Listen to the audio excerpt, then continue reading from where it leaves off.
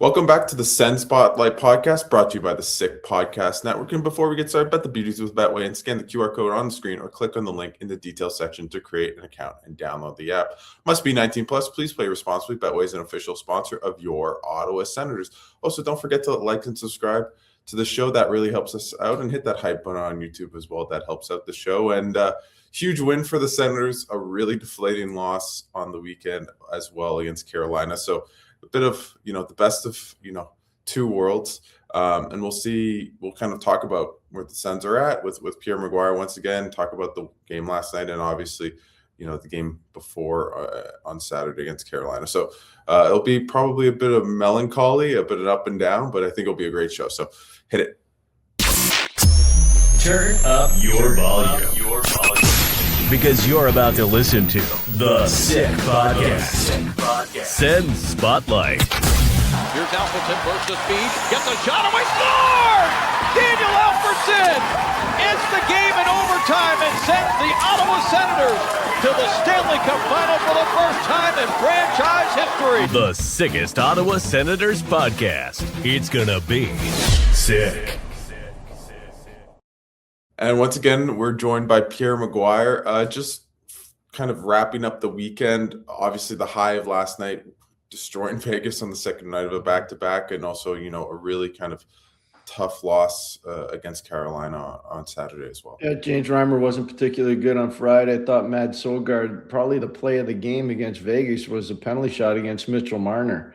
If he doesn't stop that, it's 1-0, and you're feeling the emotion, the negative vibe from the night before, and how great Brandon Bussey was against, obviously Ottawa, and then you get the job done. So you're kind of excited about it. The thing that I admire the most, 5 o'clock start versus a 7 o'clock start, that throws your body chemistry a little bit out of rhythm. Ottawa responded to that really well, Alex, but I was really pleased with, obviously, I think everybody was really pleased with the team yesterday, especially for Stephen Halliday. How could you not be pumped for that kid? I just felt bad when he got hurt. And everybody says this, Tomas Hertl is not a dirty player. He's not a dirty player. No.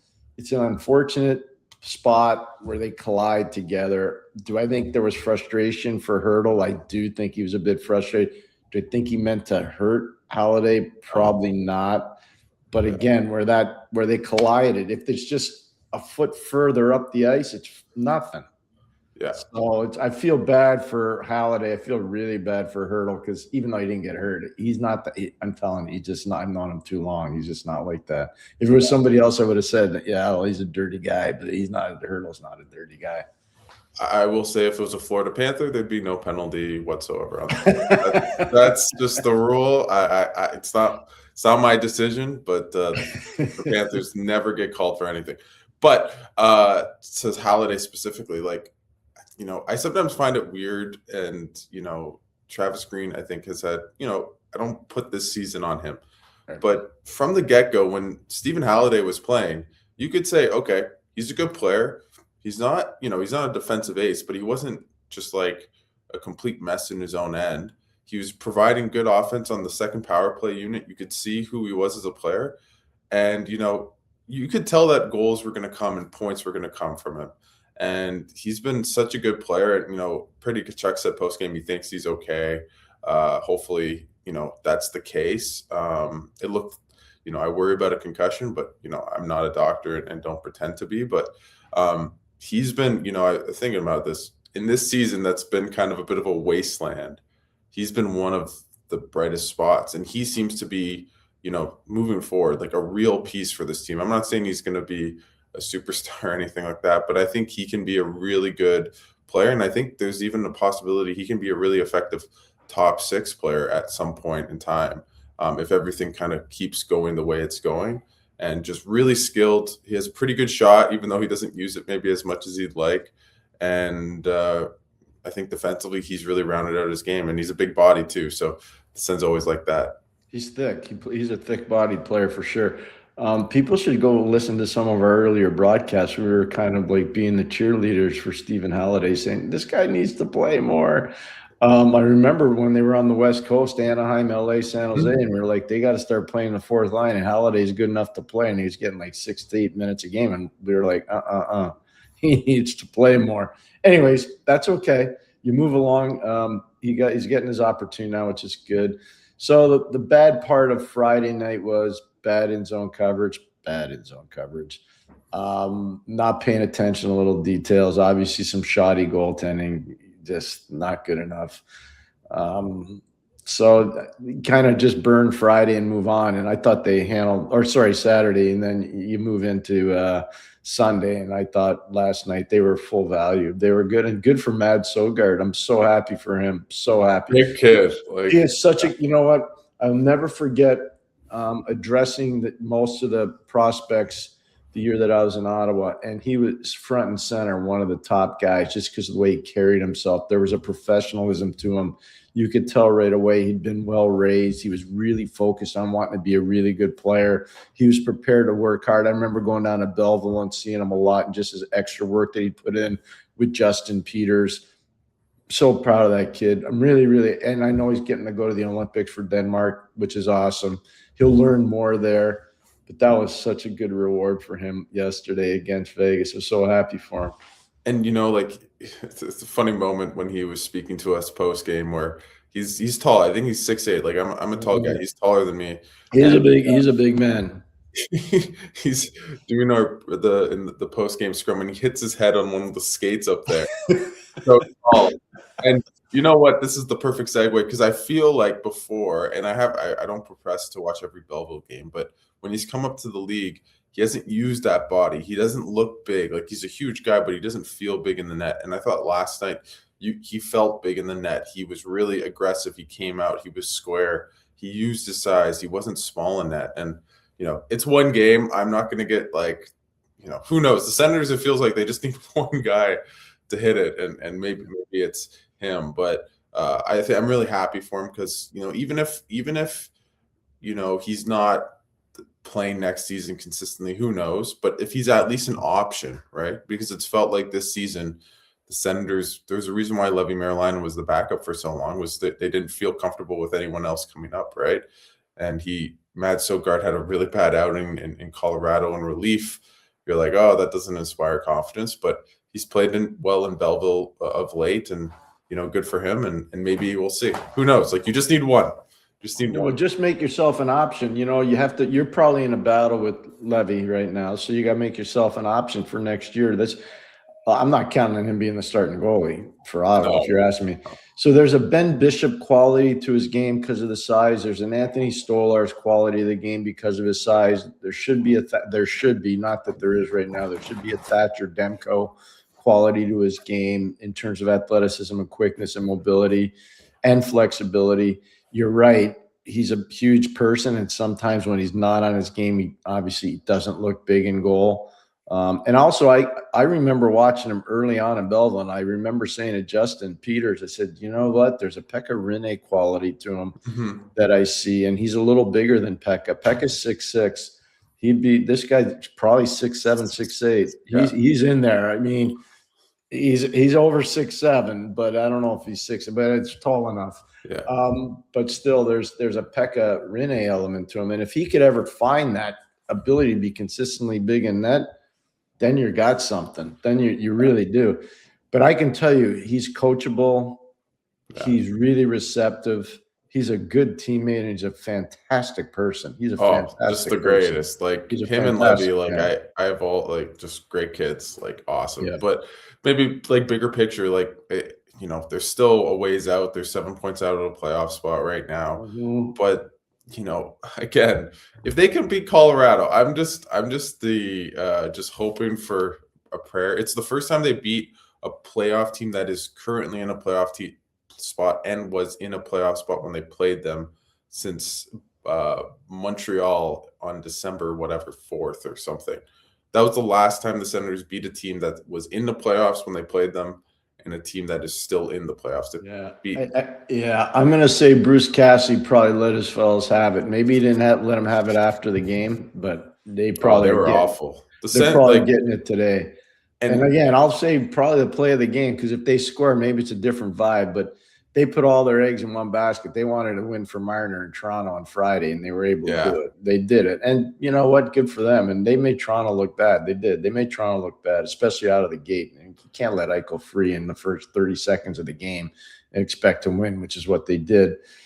But that's not Ottawa's fault. Ottawa's got to play the teams that is presented to them. And they were on a back-to-back. Like I said, it's a back-to-back, and it's a 5 o'clock start. That's not easy. That's tough stuff.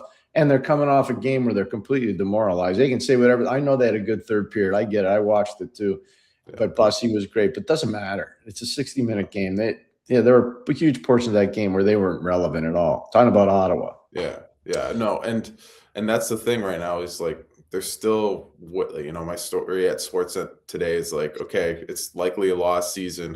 What's next? How did we get here? Kind of thing. And you never know. Like there's still an 8-game winning streak away. Like that's what you got to do, though. You nailed it. It's got to be like a 6 to 8-game winning streak where some other teams are maybe getting no points or 1 point. That's what has to happen now. Yeah. And I can tell you right now, nobody had Pittsburgh where they are. Nobody. And then when we're Islanders, people thought when Pittsburgh went on this road trip, Seattle, Calgary, Edmonton, Vancouver. Okay, this is the end of the Penguins. A little, Cinderella. Clock struck 12. It's over for these guys. They've gone out there and won every game. Yeah. They won every game.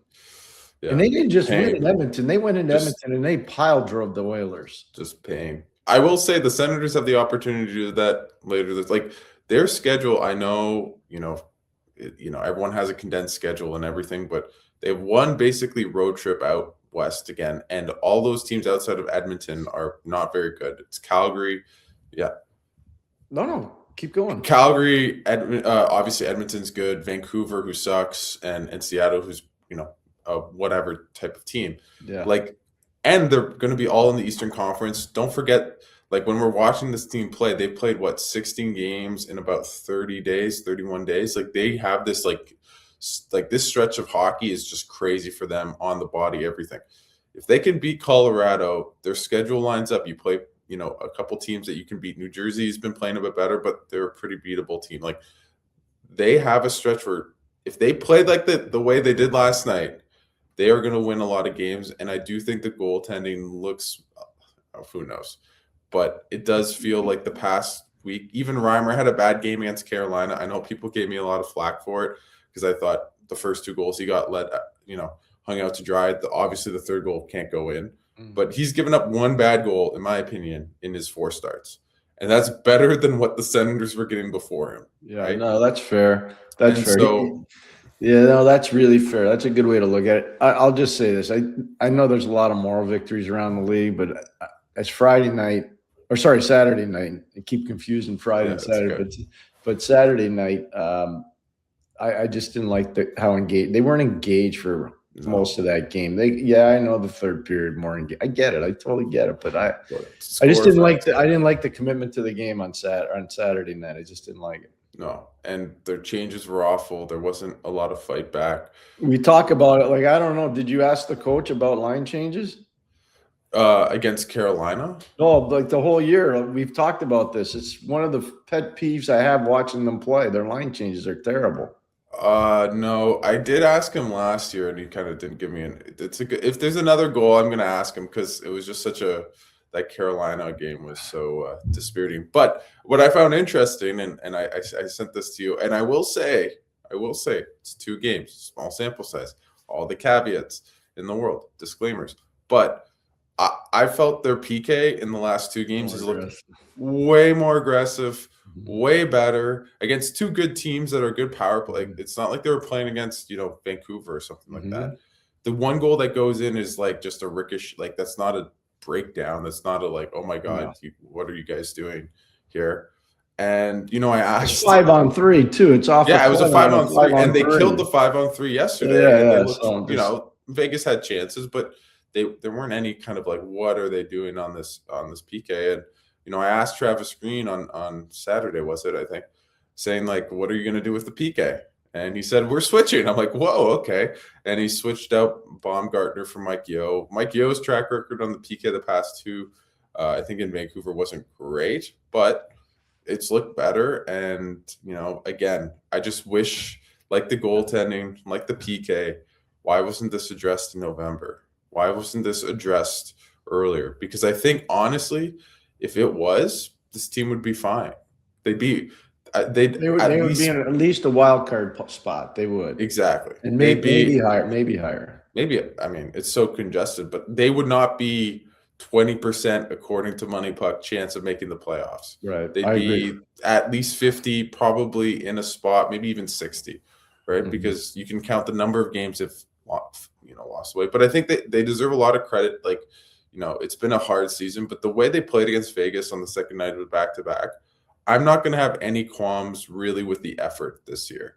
I don't think it's like an issue. It's like, why aren't these guys playing hard enough? Maybe not smart enough sometimes, but, that was a really gutsy win. And, let's see if it means anything, if it's just like a little note in a sad season, or could it be maybe a turning point? Because that was a really, really impressive win against a really good team, all things considered. I think they see where they are, though, as a group. I think they see their organizational strength. I think they see their organizational weakness. Like Dylan Cousins, if he keeps scoring and shooting the puck the way he is, that's an organizational strength.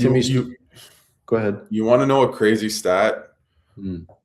Dylan Cousins has scored 22 goals for the Ottawa Senators. Josh Norris has played 22 games for the Buffalo Sabres. That's scary. That's good numbers. I mean, I feel bad for Norris. Everybody does. Everybody does. Josh doesn't deserve this. Unfortunately, this is probably going to be the way his career is going to be remembered. The injuries. It's really sad. I'm telling you, like, there's no kid more committed. I know everybody's committed to plays in the league, but this guy's committed to playing just to see what's going on with him. It's sad, but I'm happy for Cousins. But so that's like found money, really. I knew they thought they were going to get a good player. I don't think they were counting on the shot the way it is. Like, the shot's really elite, especially from that area. We've talked about it in the high slot. Just gets time. That's his spot. Like, Michael Jordan, when he was a basketball player, he had a spot that he liked to shoot from. Larry Bird had a spot he liked to shoot from. This guy has a spot he loves to shoot from, and he doesn't miss very much from there. He really doesn't. Good for him. So that's positive. Ridley Gregg's improvement is really positive.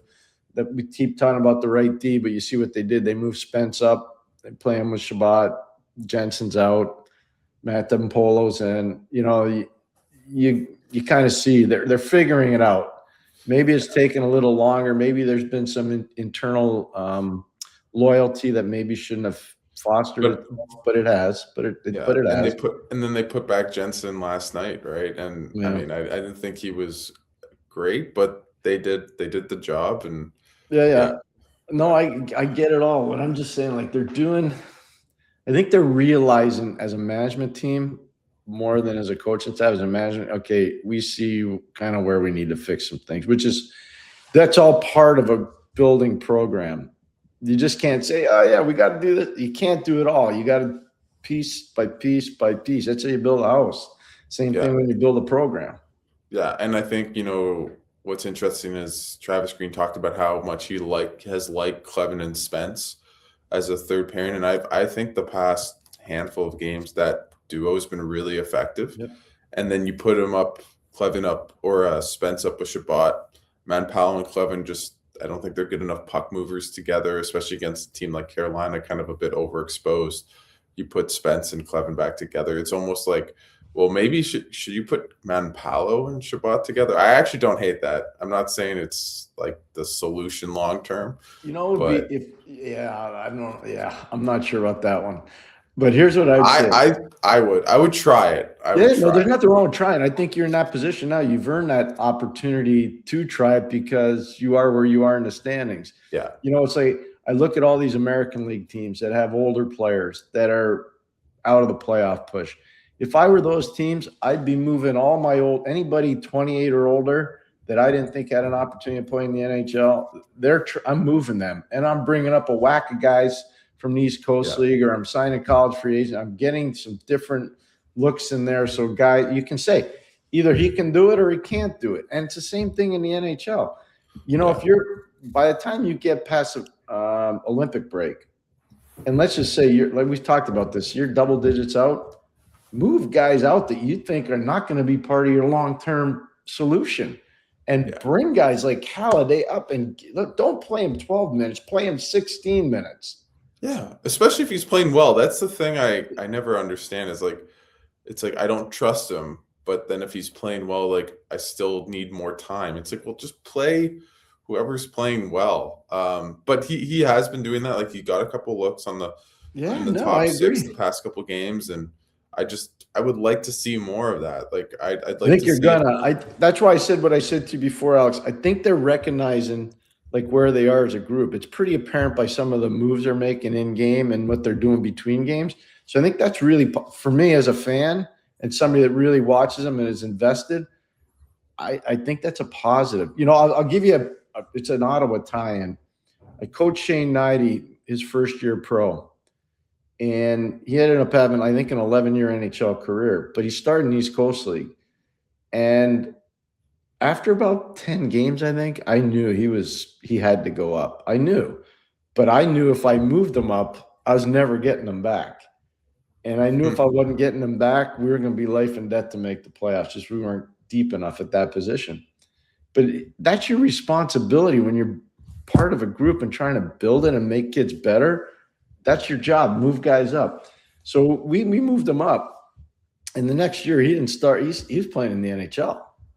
Like, that's a pretty quick jump. My point on it is that internally you got to look at that.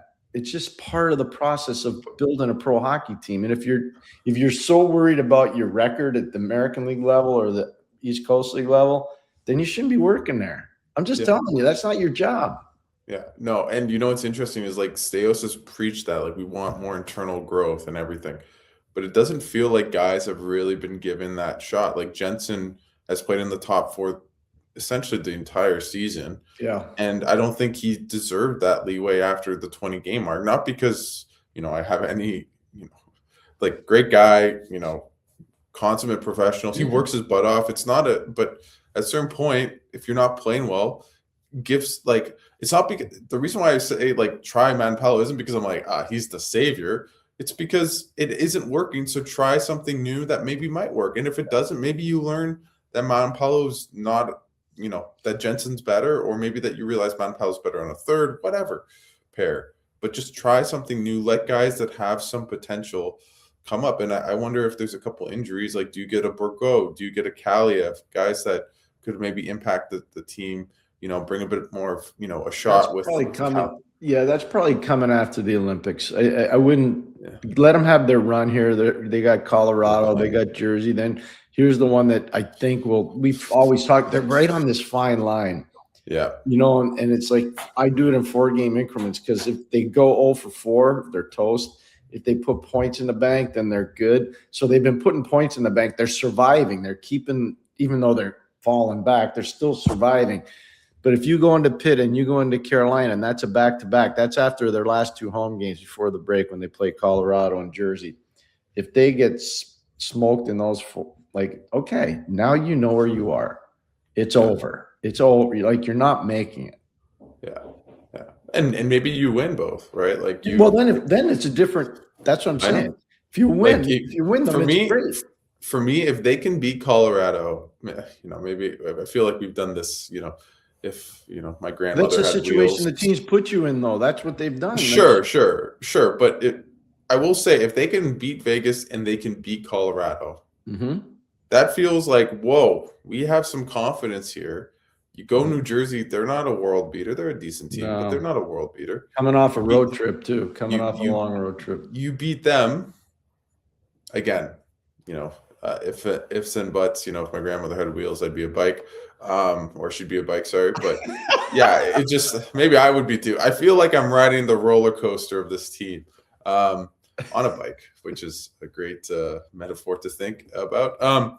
But yeah, like they're a good hockey team. Like it's been interesting the past week or so, like Brady, a couple other guys post game when they've lost, saying like, you know, we know we're a good team in here.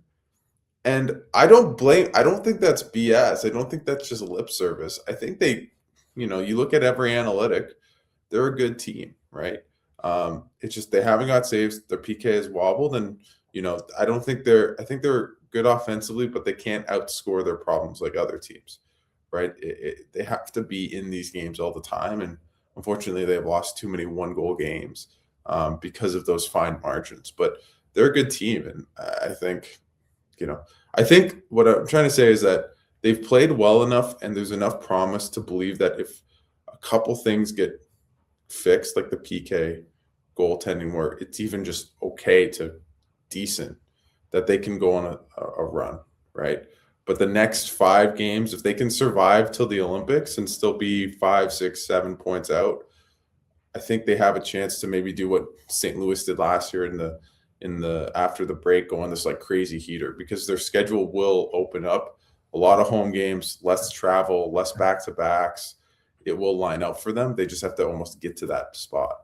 Yeah, they're working to get there. There's no question. I'm excited about Halliday. I'm happy to see that they're actually acknowledging that. That's really good. And Ridley, we talked about the improvement in Ridley's game. He's been so good. Oh my God. Really, he's been really good. Like, I don't think he's getting, I mean, I'm sure in locally he's getting a lot, but nationally nobody even knows he plays in the team. No. But he's good. He's done a certain things around the league to get some notice. But yeah, I go. No one's noticing that he's playing well. Yeah, People that's notice fair. who he is. That's Yeah. fair. That's definitely fair. Yeah. No, and I think that line, they've outscored opponents 7-0. Kachuk, Cousins, Greg at 5-on-5. And I think what makes them work is they have the kind of worker bee in Greg that kind of can get pucks, can be good defensively, can disrupt plays. And then you have Cousins and Kachuk on the half wall, on the boards, in transition. Cousins is really quick, like that second goal he scored where he's the trailer, Kachuk finds him and he wires it home in the slot. I think they just complement their games really well, and I think it's really been good for Dylan Cousins to play with Brady Kachuk. I think he's a bit of the beneficiary of that, and it's good to see because at 5-on-5 he's struggled this season. He has more power play points than 5-on-5 points, but of late, I think he has 9 points in his last 6. A lot of them are at 5-on-5. Like, he's gearing up, and I think if that happens, that's great. I will say Timmy's line doesn't feel the same without Kachuk, and it's not because I think Timmy's playing great. I still think he's playing the best hockey of his career, but I think kind of like the defense, the forwards right now, there's like a missing piece that doesn't let everyone kind of. You talked about it earlier in the year, like everyone being slotted properly. Ottawa's like one player on the defense and one player on the forward group away from being perfectly slotted. I think that's such a good analysis. That's spot on. The right side of the D for sure, and I think a top 6 forward, and then your slot. Like, not a knock on Clody. Claude's throwing everything, but he right now at this juncture of his career, he's best suited playing with Amadio and Pinto. He is. That's where he's best suited. Yeah, they need somebody to bump him out, and that's it. I mean, then you go. But they're missing that one up front, and they're missing the one on the back end. I think they know that as a group. I do. Sure. I think the management team understands that. Yeah, and it sucks that Pinto kind of hasn't really felt the same since he's come back from that injury too. I think that's held them back a little bit. Like, he's not a net negative or anything. Like, he's not losing them games. But like last year, he was more of a guy like just defensively. Saudi chipping a goal here and there, but he wasn't driving play. And I think the Senators can really feel it. It feels like a microcosm of the season. Like, one guy's really doing well, the other one's kind of injured or has taken a step back, and they haven't been all aligned. Yeah. The PK is good one game, but the goaltending's bad, or vice versa, right? So it's this weird mushy middle where I still think long term Pinto's going to be fine. I believe that more of this is due to an injury or like playing through something rather than him all of a sudden not knowing how to play the best hockey of his career. I don't think it's necessarily that, but I think if he can start gearing up a little bit, then you really have 3 lines kind of firing. And that, again, if they're going to go on a run, they kind of need Shane Pintos to step up a little bit. Not that he's been bad, but he's been close. He's been getting chances, just hasn't been finding the back of the net too. What's a legacy of how Parker Kelly left Ottawa? Oh, wow. You know me too well, Pierre, and we did not prepare this. Parker Kelly, the first guy I ever covered, like, got to know, love that guy. I was literally telling media friends that I'm like going to go out of my way to try to talk to him this week, just because the greatest guy would eat 2 cookies before a game. Fun fact, which I find is like the funniest thing ever. Legacy, I don't understand it. I don't know why they let go of him. He had a really good year the year before they let him go. I was there. His analytics, yep. His analytics were good. Like him and Kaslik both, like Kaslik really didn't produce, but I thought he was a good player. I think he was just on a bad team. And I have no clue. They basically chose to release him. Steve Stais did, that is. That's why that's why I'm asking, because I know that he was a favorite amongst the people that I used to work with. I was a huge fan. I had one awesome night with him at a dinner. I think it was in Rochester, and just trying to talk if where he was in his career. He was still in the American Hockey League, and it was awesome.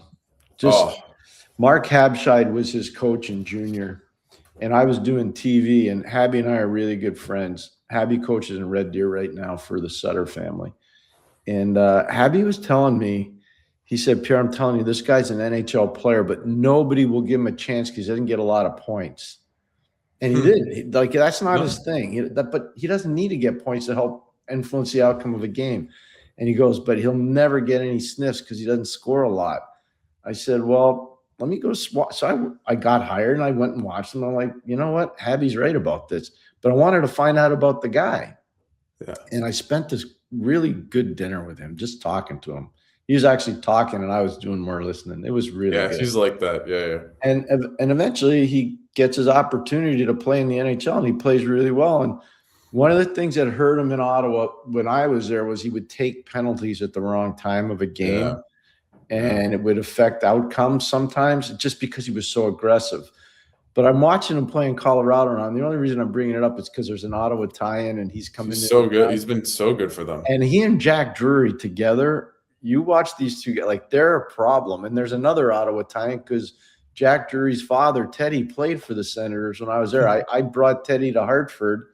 And then when I lost my job in Hartford and went to Ottawa, I brought Teddy to Ottawa. And he was part of the redoing of the team with Stevie Duchesne and Tommy Chorsky. And, you know, you look at all the guys that came in that helped Ottawa get going. It was really good. Marty Straka was another guy. Like there were a lot of guys that came in to help the retool of the Senators. But I watched Parker and I'm like, damn, he'd be a good Ottawa Senator right now. I never understood it. Again, not reporting. I think they felt they needed size and they needed some experience. And he was a young guy, a young pup who, you know, just felt I thought he'd sign and because he was my favorite guy covering my first year. He was the first player I ever talked to, the first player that kind of welcomed me in, everything. Him and JBD, who I miss both very much so. JBD is another one. Great kid. Good young man. Yeah. Really cerebral, like highly smart. Yeah. I remember asking JBD, I was like, you know, he was like one of like the Scholastic Players of the Year. So like he was a very smart kid. Smart kid, really smart. And I remember saying like when you finish, like, are you gonna do something like, you know, kind of not interesting, but like non-hockey? Like, are you gonna try to become a lawyer? Are you gonna try to, I don't know, do something? He's like, I want to be a coach. I was like, I'm sure he'd be good at it. And I love JBD, but it wasn't the answer I was expecting. But love those two guys to the core. That just JBD's really last 2 college selections down to North Dakota and Colgate University, and it's hard to get into Colgate. Really hard to get into Colgate, and he ended up choosing Dakota because it was close to home, and he thought, you know, obviously better route to the NHL, and he ended up being a first-round pick. Yeah. But JBD's IQ is up there. He's a smart cat. He's a very smart guy. I find it funny that it's him against Hamonic again, just in a different place. It's true. That's another good one. You know, I didn't even equate those. It's very, very good point. Yeah, but I think with this team overall, like kind of backtracking a little bit, I think like last night, I really good performance. I think the team deserves a lot of credit. Like they could have easily folded and kind of been like, okay, season's lost, whatever. And they win and they're still a possibility. And I think, there's been a lot of, Kachuk slander online. He's a point per game player. Like, Why are people doing that? Seriously, like, guys aren't perfect every game. No. And Brady sells it out physically every night. Like, it's not that he's not mailing it in. It's a different kind of situation. I don't think people realize. You made a great point before, Alex.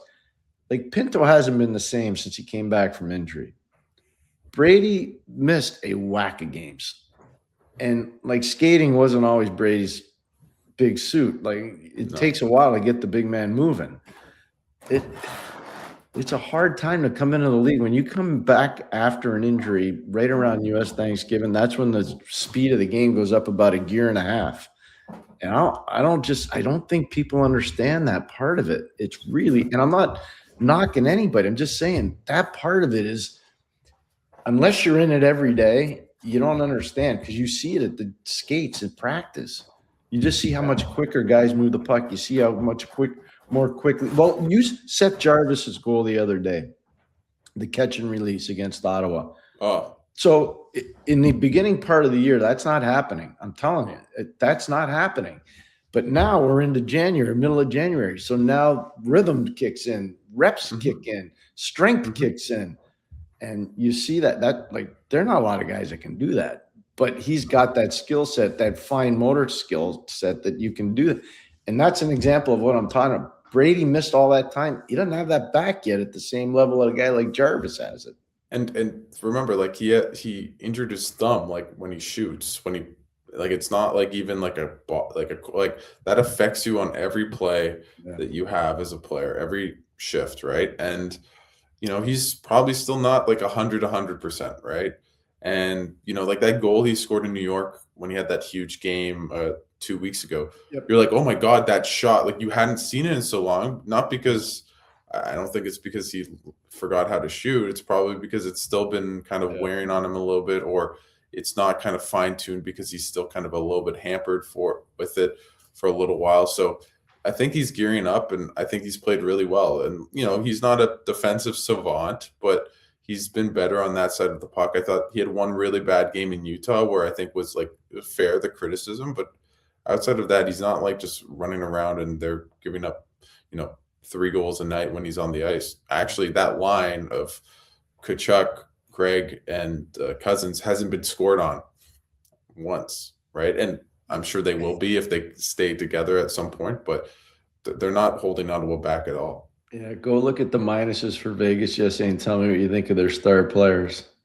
There's a lot of big minuses yesterday, a lot of -3s, a lot of -4s. Mitch Marner. Go look at some of the minuses for some of their better players yesterday. Yeah. I will say Mark Stone, every time he comes to Ottawa, I just have pain. It's just like the one that got away, and he should have been that never should have happened. I'm just telling you, I wasn't there then, but that could have been Proudest day, guys. That could have been avoided, my friend. That could have been avoided. And he took Brady out of his. I don't blame Stone. Like, the team was a mess, and they wouldn't pay him either. And it just. But he was on such a roll, and Senators. Apparently, that was the first time Vegas has lost a regulation game in Ottawa in their history, which is crazy. They have never lost. I think they were like 8. Oh no, what would it be? It's been 9 years, no, 8 years, but they never lost a game in regulation in Ottawa. So stat of the night. So Bruce Cassidy must have been thrilled coming back to Ottawa. Yeah. For another day. But he's a really good coach, I will say. Oh my gosh, he's a tremendous coach, and you know what? He cares so much about growing the game. Bruce is one of the guys. Yeah, he gets paid well, but it's not about a paycheck for him. He wants to grow. He wants to do the right thing for the game. I really like the way he carries himself. I love whenever I have a chance to talk to him. He's a cerebral hockey person. He doesn't pout about his career. He was a first-round pick of Chicago. He had a devastating bunch of knee problems, and he never really got to the level he could have or should have because of those knee problems, but he never whines about it. I have a lot of respect for him, a tremendous amount of respect for him. Yeah. How much do you think coaching impacts the game? Because a lot of Sens fans right now like are kind of like I don't know if they're all in on like Travis Green should be fired, but there's a contingent growing as the season's grown, and I'm very much of like I don't think I wrote I'm gonna probably write in my story today. It's like he's part of what's happened, but he's not the main call. Like he is by far not the issue, right? No, coaching matters, systems matter, penalty kill, special teams coaching matters a lot. You talked about Carolina before. You watch Carolina when their power plays going, their entries are as good or better than anybody's in the league. Watch their penalty kill. Their penalty kill, especially up ice pressure, is fantastic. It's really, really special because Brendan Moore's been there for a long time. Jeff Daniels, his assistant coach, has been there for a long time. And you watch these guys play and then you realize, okay, the ideology isn't a foreign concept to these guys because they've had a stable coaching staff for the last 6 or 7 years, and they've all those players. You don't see a lot of new players there. It's usually the same guy. Sure, they bring in a Nicky Ehlers. That's one guy out of 22 or 23. Mm-hmm. So it matters a lot. And I use Carolina as a measuring stick for special teams in particular, how they play. They're very good at it. Buffalo, if I were a team, I think I told you this the other day, if I were a team that had a problem on the penalty kill, I'd go watch Buffalo kill penalties. I'd watch tape ad nauseum. I'd watch what they do for defensive zone faceoffs. I'd watch what they do on set clears when there's pressure in the corner. I'd watch what they do with their neutral zone coverage. I'd watch what they do with their up ice pressure. Like Buffalo, to me, one of the best orchestrated penalty killing teams in the league. They really are, and they have been all year. I know they stunk the first 15 games of the year. I get it, but there was one bright spot. They were number one in the league on the penalty kill. So depending on the night, they could be 7, they could be 3, they could be 2, but they're in the top 10 almost every night. They're just such an advantage. And so that's where coaching matters. Player decisions, who's in the lineup, who's not in the lineup, how you create your lines, how you create your defensive tandems, when you call a timeout, how you manage in-game adjustments. Like coaching matters a lot. I use this term all the time. Between 10 and 20 points a year, between 10 and 20, one coaching decision per game matters. And if they're right and you're closer to 20, think about that in terms of a playoff race. You're in. Like you're going to be in. So, and if you're below 10 in terms of coaching decisions that affect the outcome of games, you're not going to be in. It's pretty simple. So your coach does matter. All that's ringing through my head is the PK. We've talked about it since the first week of the year, man. Man, it's funny. People were, let's just say I'm glad I asked that question. I didn't think he'd say anything to me. You did a great job. You did but really you know what? Like that's the thing is like, again, with the gold, I wonder, we've talked about this a lot, but just Staios and Green to a lesser extent. I hope that they've learned the foibles of this season going into next year. Oh, I think they have. Yeah, no, I do. I think they have. I hope because we'll only know it. We'll see how it bears out, and we can't. So here's how you'll know whether they are.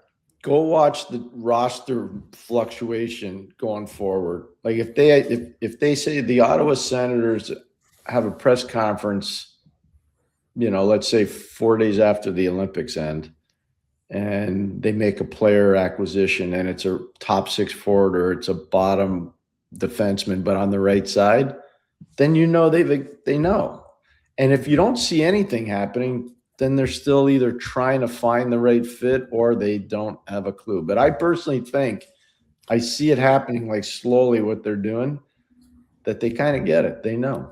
Yeah. And I think, Belleville's in a better spot than it was 2 years ago. I think some of that's just like time and picks a little bit, but they're still not in a great spot. But I can see like they're putting emphasis into a lot of areas that make sense. But I think at the same time, Travis Green probably should have changed things earlier. I'm sure he'd probably be the first one to admit it. At the same time, I don't think it's all on him. But hopefully, next year, if the PK sucks, like we're not going to wait until January 25th to make a major change, right? We're going to nip it in the bud right now, right?